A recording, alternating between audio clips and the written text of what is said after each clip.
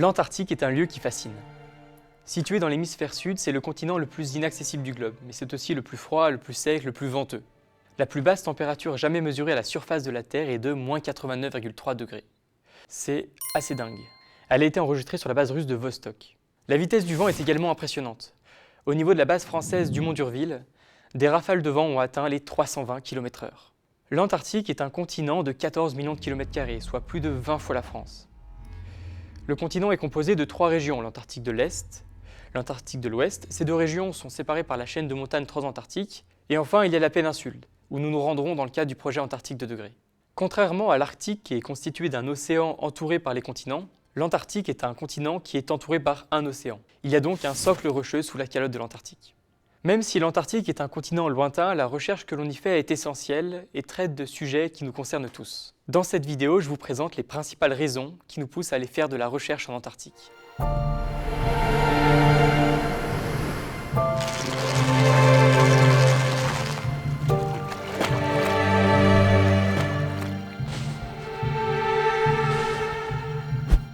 Notre vision du monde est souvent conditionnée par les cartes que nous regardons. La plupart des planisphères que l'on a chez soi représentent le pays d'où l'on vient, en général là où la carte a été conçue, au centre du monde. Qu'elle soit centrée sur l'Europe, l'Asie ou l'Amérique, les projections déforment les pôles. Voici quelques projections classiques de la Terre où on voit que l'Antarctique est complètement disproportionnée. Mais changer de carte, c'est aussi changer sa vision du monde. Est-ce que vous connaissez cette projection ? Il s'agit de la projection de Spielhaus. Elle représente la planète sous forme d'un océan unique avec l'Antarctique en son centre. C'est d'ailleurs une des rares projections qui représente l'Antarctique dans les bonnes proportions, même si elle déforme un peu les autres continents. Elle illustre assez bien l'isolement de l'Antarctique du reste du monde par l'océan. En fait, ce continent est tellement isolé qu'il est resté longtemps inconnu des hommes. Je vais vous expliquer. Est-ce que vous savez quand a été découvert la planète Mercure ? C'était en 1631 par l'astronome français Gassendi. Maintenant, est-ce que vous savez quand a été aperçue l'Antarctique pour la première fois ? En 1819 par le capitaine britannique William Smith, soit 200 ans après la découverte de Mercure. C'est assez incroyable de se dire qu'on a découvert une planète à 92 millions de kilomètres de la Terre, 200 ans plus tôt qu'un continent qui représente 10% de la surface des terres émergées et qui est plus grand que l'Europe. En fait, les Grecs anciens avaient déjà imaginé l'existence d'un continent au sud du globe qui ferait contrepoids avec l'Arctique. C'est de là qu'est née l'idée du continent Antarcticos opposé à l'Arctique. Un continent peuplé d'êtres antipodes qui avaient la tête en bas, isolés du reste du monde par des océans peuplés de monstres. À défaut d'avoir découvert ces créatures mythiques, nous savons que ce continent est entouré par l'océan austral, où les vagues et les vents atteignent des intensités rarement égalées sur le globe. C'est la région des 40e rugissants, des 50e hurlants et des 60e déferlants.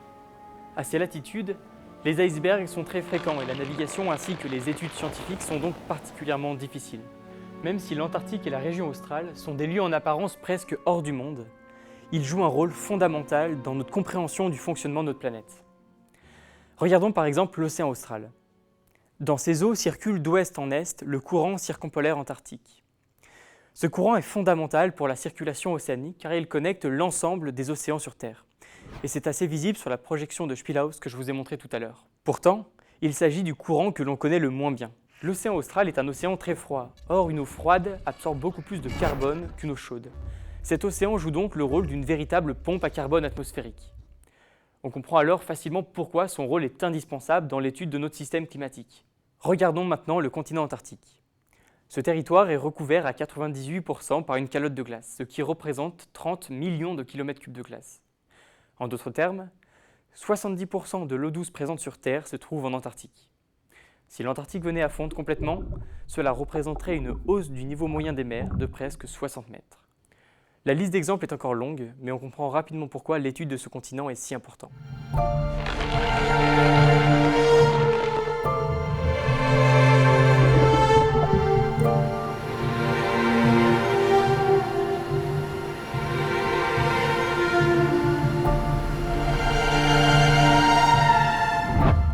Que ce soit en biologie, en chimie, en géosciences, en sociologie ou autre, l'Antarctique est aujourd'hui un véritable écosystème de recherche que je vais essayer d'illustrer par quelques exemples. Pour comprendre l'évolution des climats passés, les scientifiques utilisent ce qu'on appelle des proxys ou des marqueurs climatiques. Un des proxys utilisés par les glaciologues est la composition des bulles d'air prisonnières des carottes de glace. La calotte antarctique est la plus épaisse du monde. Elle atteint par endroits plus de 4000 mètres d'épaisseur. C'est une véritable bibliothèque sur l'histoire du climat. Une des histoires les plus incroyables à ce sujet, c'est celle de la base de Vostok. En pleine guerre froide, des scientifiques russes, américains et français ont collaboré au sein de la base russe qui est vraiment perdue au milieu de l'Antarctique, à plus de 1400 km de tout point de ravitaillement. Dans des conditions extrêmes, les occupants de la base ont réussi à forer jusqu'à 3000 mètres de profondeur pour comprendre 400 000 ans de climatologie de l'Antarctique. Les résultats qu'ils ont trouvés ont donné lieu à un article dans la célèbre revue Nature en 1999 et ont aidé à comprendre que l'homme était responsable de l'accélération du changement climatique ces dernières années. Si c'est un sujet qui vous intéresse, je vous recommande d'ailleurs le livre de Jean-Robert Petit, Vostok, le dernier secret de l'Antarctique, qui est juste passionnant. En plus du défi scientifique hors norme, l'aventure humaine est juste incroyable.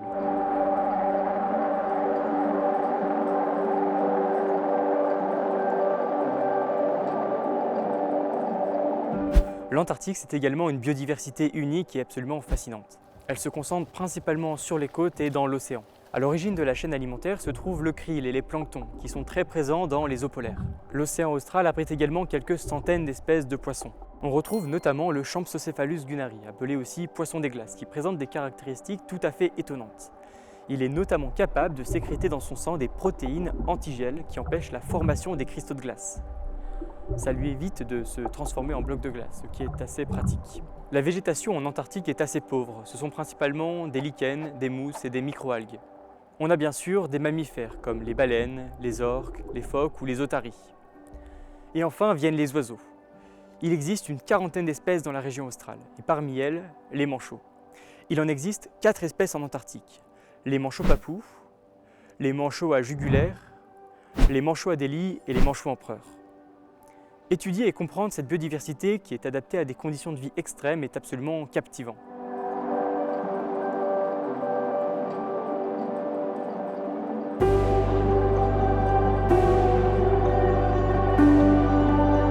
Je vais vous raconter une histoire assez dingue. Certaines études pensent avoir trouvé la vie dans des conditions encore plus extrêmes. Sous la station de Vostok, dont je parlais juste avant, on a découvert un immense lac à 3700 mètres de profondeur sous la glace. Ce lac est isolé de l'atmosphère depuis plus d'1 million d'années. L'eau, qui a une température de moins 2,5 degrés, est maintenue sous forme liquide grâce à la pression des 4000 mètres de glace. L'eau est très pure, mais devinez ce que les scientifiques pensent avoir trouvé. Des signatures d'ADN de bactéries thermophiles, c'est-à-dire de bactéries qui se développent habituellement dans des eaux chaudes. On pense avoir trouvé des traces de bactéries qui se développent normalement dans des eaux comprises entre 50 et 95 degrés Celsius sous l'Antarctique. Aujourd'hui, l'hypothèse la plus probable pour comprendre la présence de ces bactéries repose sur la présence de failles volcaniques actives sous le lac. En profondeur, la chaleur qui augmente de 30 degrés par kilomètre pourrait permettre aux bactéries de se développer dans de l'eau chaude. Lors de séismes, le contenu biologique et minéral des failles serait alors expulsé dans le lac. Je trouve que cette histoire est complètement incroyable.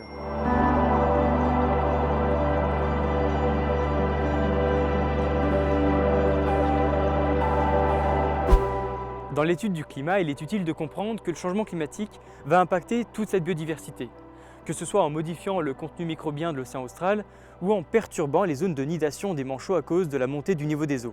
Mais cette biodiversité amoindrie va à son tour impacter le climat, car dans l'océan austral, les micro-organismes contribuent à absorber du CO2 présent dans l'atmosphère. On cherche donc aujourd'hui à mieux comprendre ces mécanismes.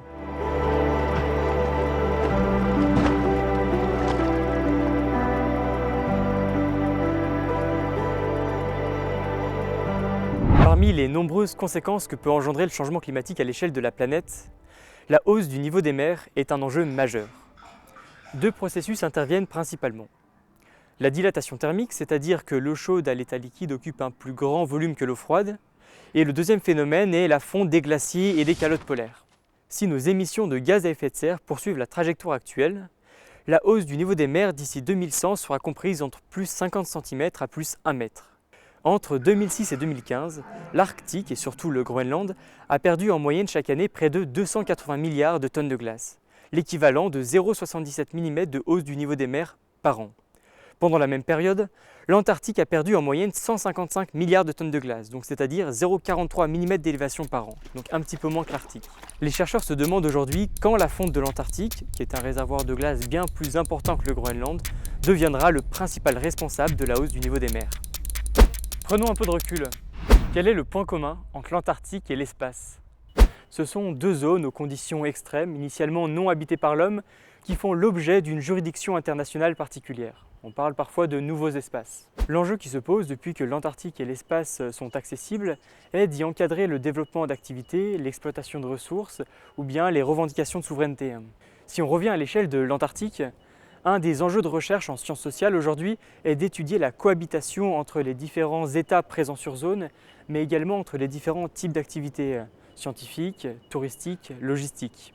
Depuis la signature du traité sur l'Antarctique et des différents protocoles qui sont venus le compléter, la zone australe est exclusivement réservée à l'activité scientifique. Mais aujourd'hui, les choses changent avec les nombreux acteurs présents sur place. Les enjeux de gouvernance se complexifient avec la prise en compte d'intérêts multiples et pas forcément compatibles. L'objectif est d'étudier comment les enjeux de gouvernance impactent la cohabitation entre les différents acteurs présents sur les bases antarctiques.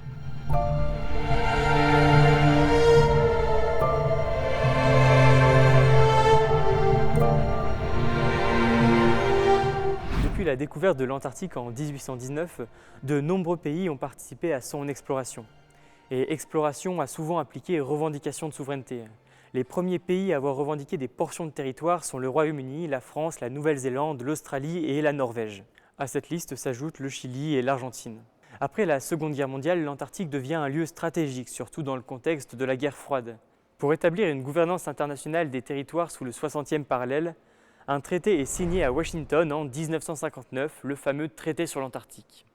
Le traité a pour objectif de réglementer les relations entre États signataires et s'assurer que le continent, je cite, soit à jamais réservé aux seules activités pacifiques et ne devienne ni le théâtre ni l'enjeu de différends internationaux. Toute activité à caractère militaire est proscrite.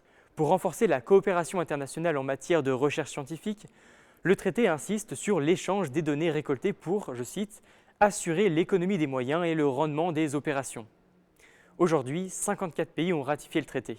Alors, pourquoi s'intéresse-t-on autant à l'Antarctique? Est-ce par simple désir de faire progresser la science?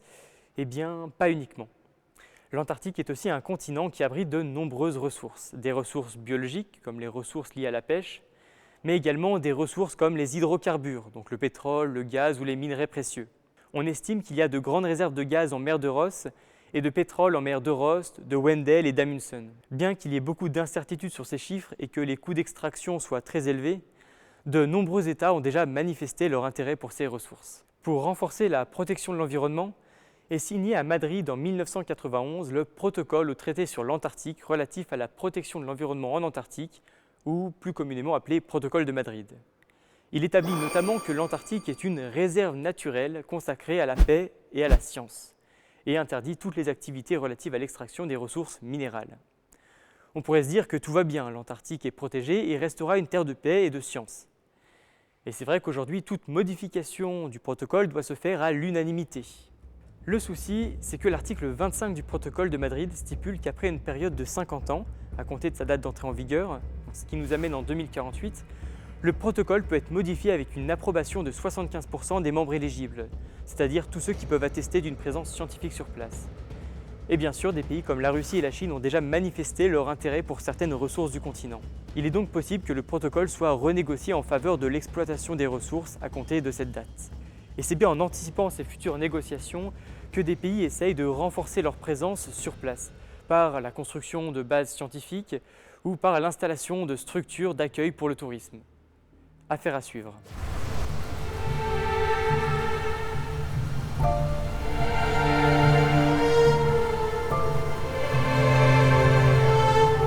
L'Antarctique est une des régions du monde les plus emblématiques de la recherche sur le climat. Les conditions y sont extrêmes, et c'est en coopérant que les scientifiques parviennent à étudier le continent. De très nombreuses questions essentielles pour le futur de la planète restent sans réponse et nécessitent la poursuite des activités de recherche. Aujourd'hui encore, la présence scientifique sur place reste un défi technique et humain. Cette présence est extrêmement réglementée pour limiter l'impact de la recherche sur les écosystèmes.